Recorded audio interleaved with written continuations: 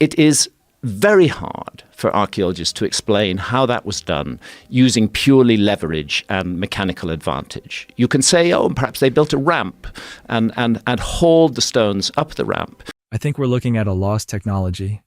Those 7 words ignited a war that's still raging. Graham Hancock wasn't supposed to shake the foundations of archaeology. He was a journalist, respectable career, safe territory, but something gnawed at him. A question that wouldn't let go. What if everything we've been taught about human origins is a lie? So he walked away from mainstream reporting, from professional security, from the comfortable narrative everyone accepts without question. He traveled to places that make Egyptologists uncomfortable: Egypt, Indonesia, Japan, Central America. He interviewed geologists who saw what historians refuse to see, astronomers who mapped stars against ancient stones, engineers who measured the impossible. And what he found wasn't just controversial, it was terrifying. The academic establishment doesn't call him wrong, they call him dangerous. They've disinvited him from conferences, mocked him in journals, tried to bury his work beneath ridicule and silence. But here's what they can't bury: the evidence. Hancock doesn't claim to know everything. He claims something far more unsettling. The official story doesn't make sense. The pieces don't fit, and I can prove it. How could people with no wheels, no iron, no advanced mathematics build what even we struggle with today? If you're ready to see what they don't want you to know, subscribe now, because once you see this evidence, you can't unsee it. Walk inside expecting answers, you'll find only silence. For a civilization obsessed with death, every tomb overflowing with inscriptions, prayers covering temple walls, royal proclamations carved everywhere. The Great Pyramid is eerily, impossibly blank. No hieroglyphs, no reliefs, no funeral text, nothing. Just massive stone chambers echoing with emptiness. The so-called sarcophagus sits unmarked, undecorated, a plain granite box in an empty room. If this was a tomb, where's the body? No mummy, no burial relics, no royal seals, nothing to prove Khufu, or anyone, was ever laid to rest here. So where does the Khufu connection even come from? One piece of evidence: quarry marks. Ancient graffiti allegedly discovered by Colonel Howard Vyse, a British explorer who blasted his way into sealed chambers with explosives in 1837. According to Vyse's journal, he found these inscriptions naming Khufu, where no one had been for millennia. But Hancock asks the uncomfortable questions. Vyse had competition. Another explorer about to eclipse him. He needed a discovery. Fast. No witnesses observed what he found, and his records contain inconsistencies. That quarry mark is the only direct evidence linking Khufu to this monument. Not on the exterior, not in any papyrus, not in temple records, not anywhere legitimate. This engineering marvel, unmatched even by modern standards, credited to a king who left no real mark on it. Hancock's conclusion cuts deep. Khufu didn't build the pyramid. He found it, claimed it, inherited something he could never reproduce. That would explain why this structure stands so dramatically apart from other Old Kingdom pyramids, most of which are crumbling ruins today. But the real problem isn't what's missing inside the pyramid. It's what's impossible about the way it was built. Strip away the mythology. Look only at the mechanics. What emerges is disturbing. Alignment to true north, 0.05 degrees of error. That's satellite-level accuracy, achieved with copper tools and stone. The base covers 13 acres, yet is level within less than an inch across the entire foundation. Modern laser-guided equipment struggles with that precision at this scale.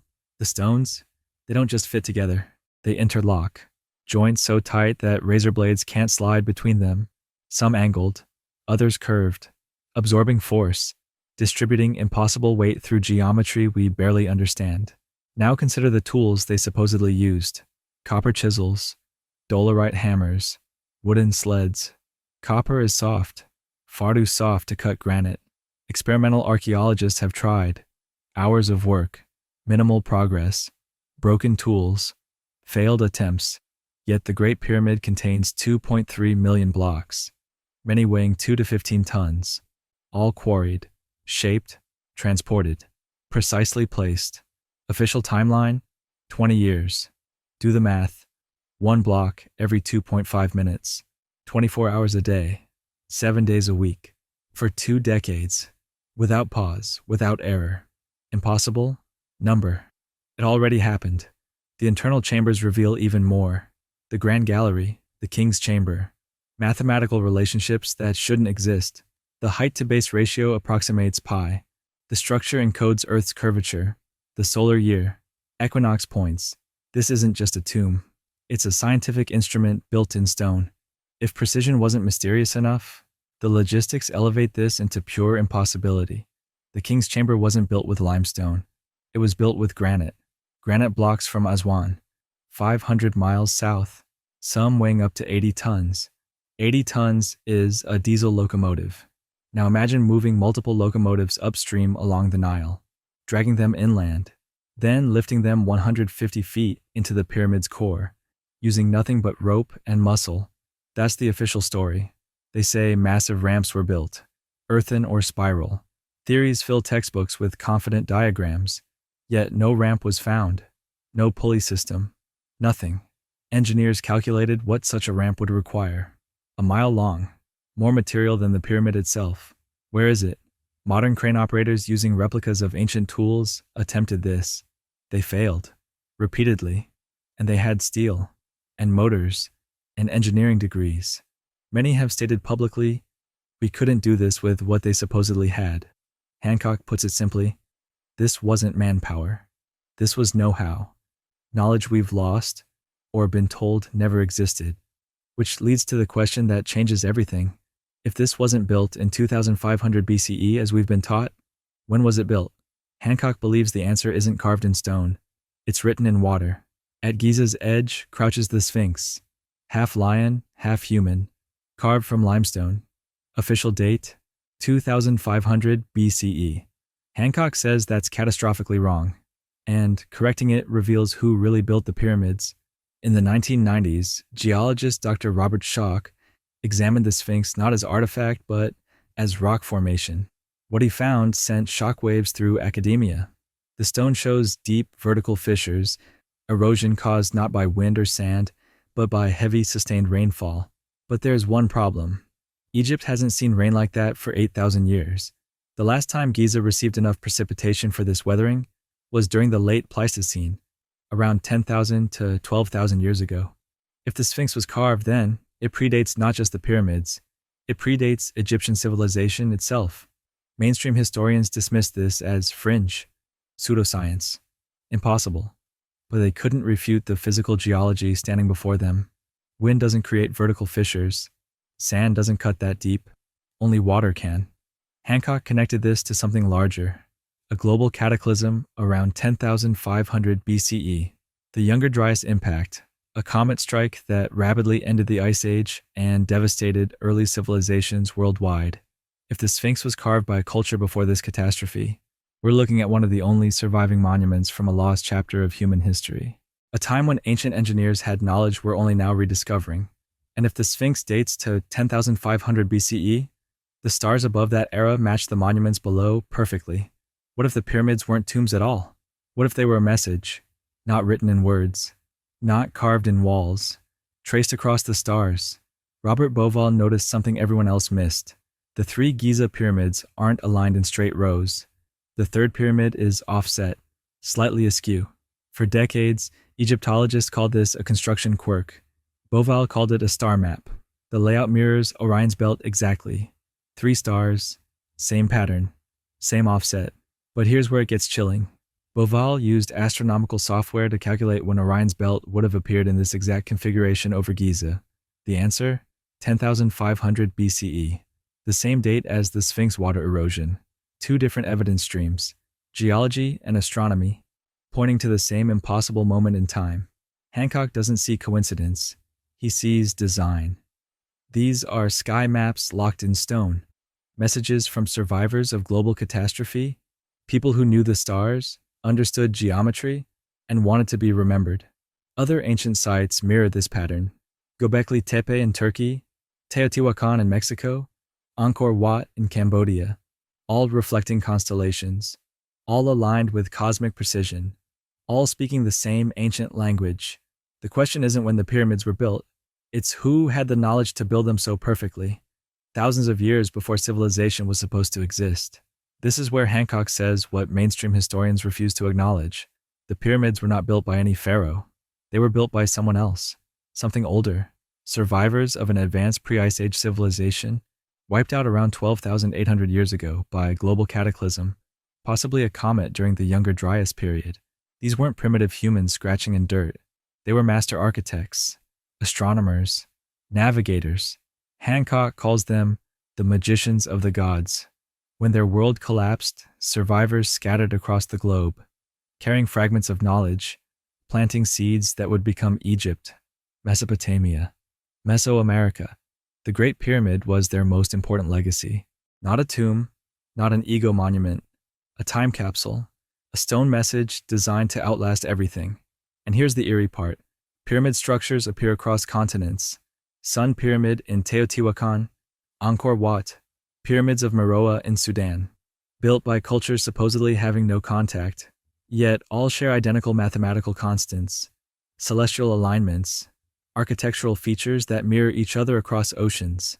Hancock sees fingerprints, the same hand, the same knowledge, echoing through time. Giza's builders knew sacred geometry. They measured Earth's dimensions. They encoded the precession of equinoxes into stone, knowledge we only understood in the last few centuries. And Hancock brought proof: geology, astronomy, architectural analysis, global pattern recognition, all pointing to the same conclusion: a real lost civilization, older, smarter, and far more capable than anything in textbooks. This is who really built the pyramids. For Hancock, the most infuriating part isn't what we don't know. It's what we're being prevented from knowing. 1993, German engineer Rudolf Gantenbrink sends robot Upuaut 2 into narrow pyramid shafts. It discovers a sealed door deep inside, leading to unknown destinations. Instead of celebration and exploration, Gantenbrink was shut out. Egyptian authorities under Zahi Hawass took control, blocked access, silenced inquiry. That door remains sealed today. Why? 2017. Scientists use muon tomography, cutting-edge particle scanning, to peer inside the pyramid without drilling. They discover a massive hidden void above the Grand Gallery, large enough to contain a passenger jet. Still, no cameras have entered, no updates, no excavations, just silence. Hancock sees a pattern: deliberate concealment. I can't stay silent anymore. These discoveries are being withheld, not because they're dangerous, but because they're threatening. If the pyramids weren't built by dynastic Egyptians, the entire timeline of history collapses. Academic careers, global institutions, national pride, all rooted in the current narrative. Challenging it isn't inconvenient, it's explosive. So instead of answers, we get excuses. Instead of inquiry, gatekeeping. If one lost civilization existed, its influence wouldn't stop at Egypt. We should find traces worldwide. We do. The Great Pyramid encodes pi, the golden ratio, Earth's dimensional relationships. Thousands of miles away, Teotihuacan shows identical mathematical principles. Angkor Wat reflects the same cosmic alignments. Massive stones fitted without mortar. Precision cutting modern tools can't replicate. Astronomical orientations requiring advanced celestial knowledge. The techniques are identical. But here's what's truly unsettling. The myths match too. Flood legends in Sumeria, Maya, Hindu Vedas, Aboriginal Dreamtime, stories of advanced beings teaching humanity after catastrophe, gods arriving from sea or sky, bringing civilizations gifts. Hancock sees these as cultural memories, survivors of the lost civilization spreading across the world after the cataclysm, teaching what they'd learned from their destroyed culture. Either every ancient civilization independently developed identical advanced knowledge, or they inherited it from a common source. The pattern is too consistent, too precise, too impossible to dismiss. Hancock's theories aren't just about the past. They're warnings about the future. If advanced civilization existed and was destroyed by natural catastrophe, comet impact, rapid climate shift, geological upheaval, then we're not immune. The Younger Dryas event happened. The evidence is geological fact. Could it happen again? We're discovering near-Earth objects constantly. Climate systems can shift in decades. Civilization is more fragile than we admit. The pyramids, according to Hancock, were built to survive such catastrophes. To preserve knowledge through dark ages. They're saying, we were here. We were advanced. We were destroyed. Learn from us. If Hancock is right, we're not the first technological civilization on Earth. Maybe we're just the latest iteration in a cycle. Rising, falling, rising again. Understanding this isn't academic curiosity. It's existential necessity. Because if we don't learn from the real past, not the sanitized textbook version, we might be doomed to repeat it. Even with everything revealed, the biggest questions remain. The sealed door Gantenbrink discovered? What's behind it? The massive void detected by Muon scans. What does it contain? Göbekli Tepe dates to 9600 BCE, contemporaneous with Hancock's timeline. Architectural sophistication that predates everything we thought possible. Who built it? Why was it deliberately buried? Antarctica's ice sheets? What lies beneath? Settlements from before the freeze? The Amazon jungle. LIDAR reveals massive geometric earthworks hidden under canopy. Who created them? Every answer generates 10 new questions. That's not a weakness. That's real investigation. Only propaganda provides neat, complete answers. Graham Hancock was mocked, laughed at, disinvited from conferences, but every insult only deepened his obsession. He wasn't chasing fame. He was chasing truth, no matter where it led. The Great Pyramid has stood for thousands of years, waiting, silent, holding secrets we're only now beginning to hear. Water erosion that shouldn't exist, star alignments that shouldn't be possible, mathematical precision that shouldn't be achievable, global patterns that shouldn't appear if cultures were isolated. Hancock has forced us to ask better questions, to see ancient monuments with fresh eyes, to demand real explanations. His conclusion is revolutionary. Civilization is older than we've been told, more advanced than we imagined, and the evidence has been systematically suppressed. Whether you believe everything or simply find it thought-provoking, one thing is undeniable. The pyramids will outlast us all.